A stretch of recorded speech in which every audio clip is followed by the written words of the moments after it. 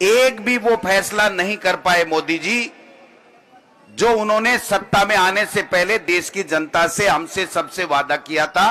International brands and smartwatches collection with great offers at Minutes to Style, Station Road, Ajmer and opposite Suchna Kendra, Jaipur Road, Ajmer.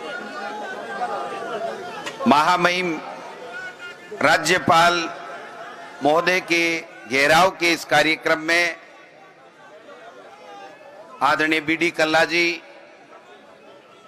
आदरणीय रघु शर्मा जी, महेश जोशी जी, मंत्री सुखराम बिश्नोई साहब, प्रताप सिंह जी खाचरियावाद साहब, भंवर सिंह जी भाटी साहब, ममता भूपेश जी, भजनलाल जाटव जी, RC के अध्यक्ष Vaibhav Gehlot ji, youth के अध्यक्ष गणेश गोगरा जी, विधायक हाकम अली जी, संयम लोढ़ा जी, राम खिलाड़ी बैरवा जी, महादेव सिंह खंडेला जी, कृष्णा पूनिया जी, गोविंद मेघवाल जी, उपाध्यक्ष हमारे जयपुर के प्रभारी, अमर सिंह जाटव जी, आमिन कागजी जी, विधायिका गंगा देवी जी, चेतन डूडी जी, इंद्राज गुजर जी, गोपाल मीणा जी, प्रशांत बेरवा जी, राकेश पारिक जी, सुदर्शन रावत जी, रफीक खान साहब, रूपाराम जी, मेयर मुनेश गुजर जी, नसीम अख्तर जी, विद्याधर चौधरी जी, असक अली टांक साहब, पुष्पेंद्र भारद्वाज जी, सीताराम अग्रवाल जी, नौरंग सिंह जी, जाकिर हुसैन गेसावत जी,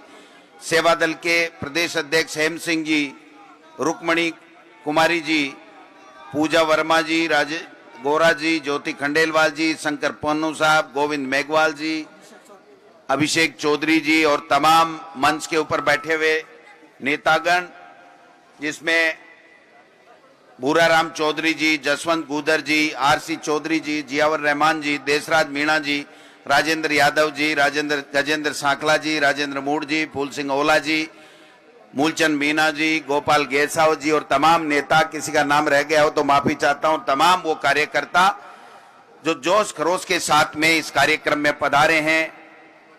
आप सबको पता है कि आज का जो कार्यक्रम हमारा है वो अखिल भारतीय कांग्रेस कमेटी की तरफ से हमें जो मोदी सरकार के द्वारा देश के चाहे संवैधानिक संस्थाएं हो, चाहे कार्यपालिका हो, न्यायपालिका हो, मीडिया हो, चाहे कोई भी संभ्रांत नागरिक हो, उनकी जासूसी करवा करके, उनकी फोन हैकिंग करके और जो जासूसी करवा रही है उसके खिलाफ अमित शाह जी का इस्तीफा और इसके सुप्रीम कोर्ट के जजेस से न्यायिक जांच के लिए जो हमारा आज का मांग है, उस मांग के तहत हम महामहिम राज्यपाल का घेराव करने के लिए कार्यक्रम कर रहे हैं। मैं समझता हूं कि मोदी सरकार जब हिंदुस्तान की सत्ता पे काबिज हुई थी तो उससे पहले मोदी जी ने हमसे कई वादे किए थे। मोदी जी और भारतीय जनता पार्टी ने यह कहा था कि हम किसान की आमदनी को दुगुना करेंगे। उन्होंने कहा था कि स्वतंत्र लोकतंत्र की बुनियाद रखेंगे, इस लोकतंत्र को आगे बढ़ाएंगे, किसानों की आमदनी दुगुनी करेंगे, बेरोजगारों को रोजगार देंगे, जो आतंकवाद है उसको समाप्त करने की बात कही थी, भ्रष्टाचार को मिटाने की बात कही थी, विदेश नीति को ठीक करने की बात कही थी, जिससे विदेशी ताकतें हमारे हिंदुस्तान पे किसी तरीके का कोई आंख नहीं उठा सकें, कोई गुस्ताखी नहीं कर सकें। और पता नहीं कितने कितने वादे किए थे मोदी जी ने, लेकिन जब देश की सत्ता के ऊपर मोदी जी काबिज हो गए, उसके बाद में जो फैसले किए और जो उससे पहले वादे किए उनमें बहुत अंतर रहा है। एक भी वो फैसला नहीं कर पाए मोदी जी जो उन्होंने सत्ता में आने से पहले देश की जनता से हमसे सबसे वादा किया था।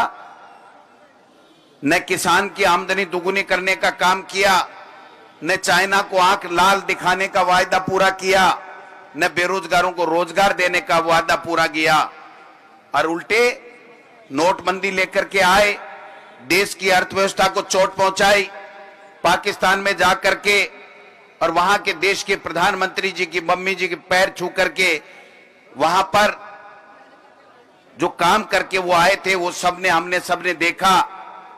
जीएसटी जिस प्रकार ला करके व्यापार लोगों का चौपट करने का काम किया और अपने ही पार्टी के तमाम वो वरिष्ठ नेता जिनके कारण से भारतीय जनता पार्टी केंद्र में सत्ता में आई थी, उनको पहले घर बैठाने का काम किया।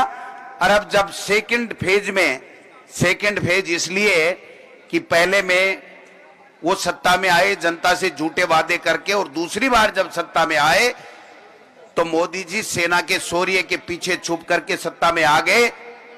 अपने वादों को जनता को उन्होंने क्या पूरे वादे किए वो बताया नहीं, और अब की बार आने के बाद में तो एक ऐसा काम कर दिया जो किसी भी देश में, हमारे भारत में कभी नहीं हुआ कि हमारे लोगों की, देश के तमाम लोगों की, चाहे वो संवैधानिक संस्थाओं के ऊपर बैठे हैं, जुडिशरी हो, चाहे कार्यपालिका हो, चाहे न्यायपालिका हो, और चाहे मीडिया हो, सबके ऊपर जासूसी बैठा करके विश्व में सबसे बड़े जासूस होने का गौरव प्राप्त कर लिया मोदी जी ने और अमित शाह जी ने। आप और हम सब देख रहे हैं कि किस प्रकार से बाबा साहब ने हमें संविधान दिया। उस संविधान में अधिकार दिया हुआ है कि निजता का हनन नहीं होना चाहिए। उस संविधान के तहत कानून बनते हैं और वो कानून साफ और स्पष्ट है कि किसी भी व्यक्ति का अगर कोई राष्ट्रीय सुरक्षा को खतरा नहीं हो तो उसके बाद में किसी का फोन टेप नहीं किया जाता।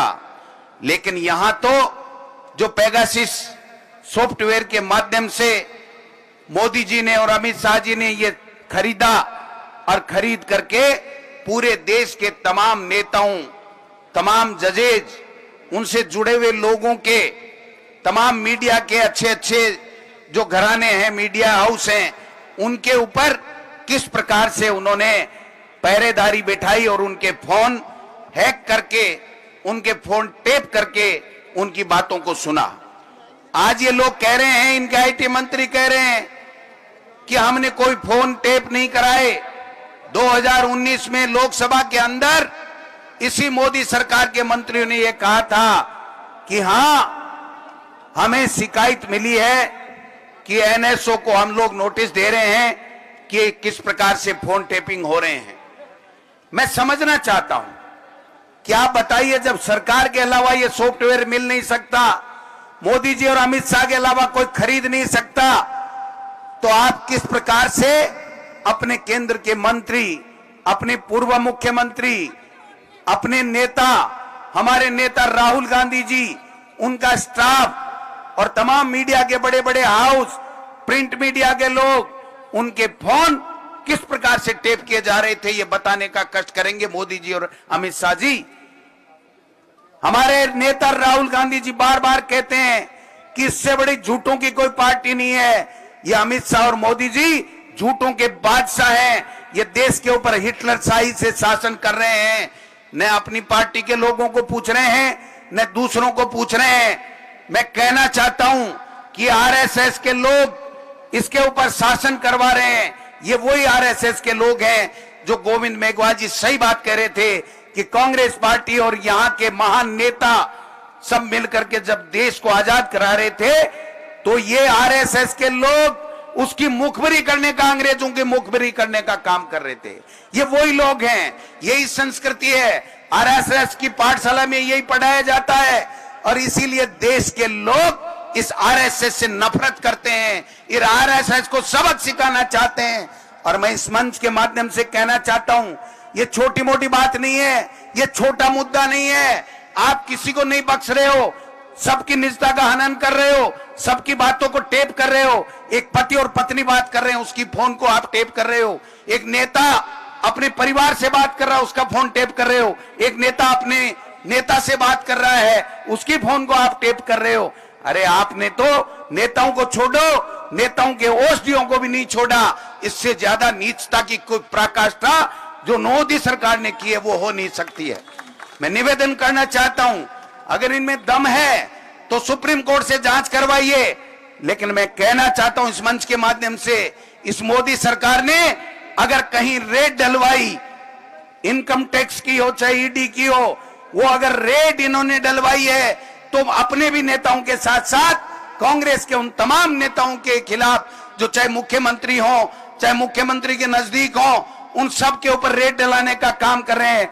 और आज तो हम सुन रहे हैं, अभी मुख्यमंत्री जी ने ट्वीट किया है कि एक जो प्रिंट मीडिया का हाउस है उसके ऊपर भी इनकम टैक्स के छापे डलवा दिए हैं। मैं पूछना चाहता हूं मोदी जी, जब यहां पर क्राइसिस किया जा रहा था आपके सरकार के द्वारा, केंद्र की सरकार के द्वारा, तब ये ईडी और इनकम टैक्स आए थे, अब वो कहां गए?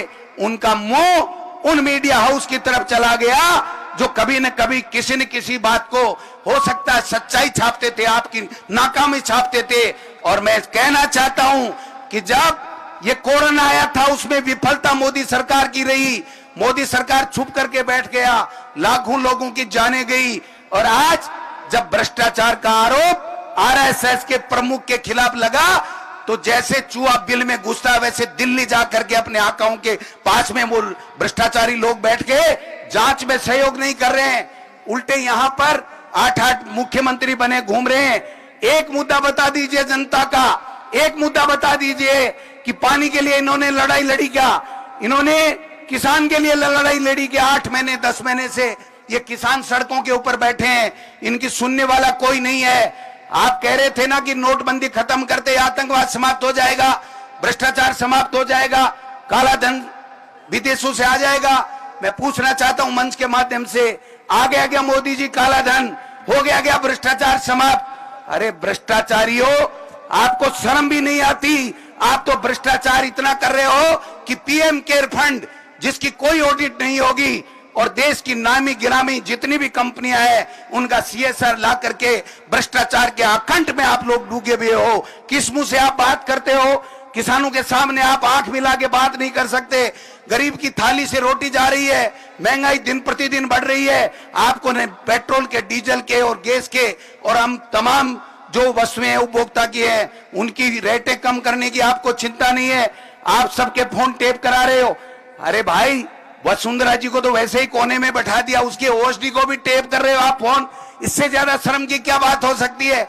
और आगे मुंह बढ़ बढ़ के बोल रहे हैं ये आरएसएस के नेता। मैं इनको चैलेंज देना चाहता हूं, मैं चैलेंज देना चाहता हूं, कांग्रेस पार्टी सोनिया गांधी और राहुल गांधी के नेतृत्व में आपको बेनकाब करके छोड़ेगी, आपकी सच्चाई को जनता के सामने लाके छोड़ेगी।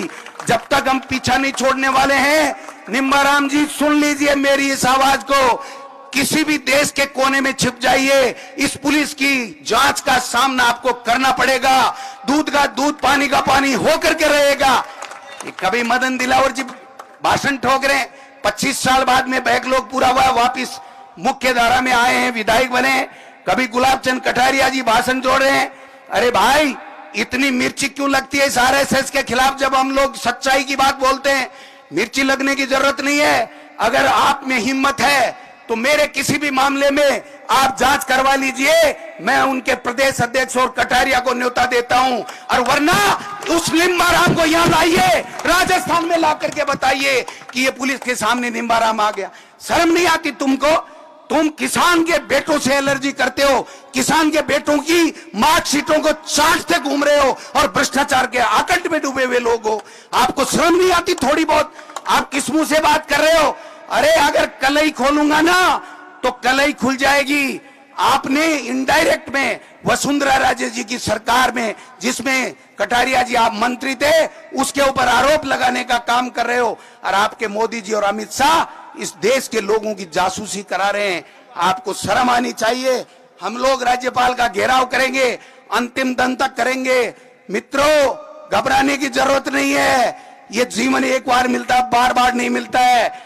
इसका उपयोग होना चाहिए। निर्लज्जता के साथ में दिल्ली में जाकर के छुप के बैठने वाले आरएसएस के नेताओं की तरह गोविंद सिंह डोटासरा कांग्रेस पार्टी का कोई नेता नहीं जिएगा। मैं इतना ही कहना चाहता हूं कि आज का हमारा जो कार्यक्रम है, इस जासूसी कांड के विरोध में महामहिम के घेराव का कार्यक्रम है। हम सब घेराव का कार्यक्रम करेंगे। आप सब पधारे। तमाम नेताओं को, कार्यकर्ताओं को बहुत बहुत धन्यवाद। जय हिंद, जय भारत।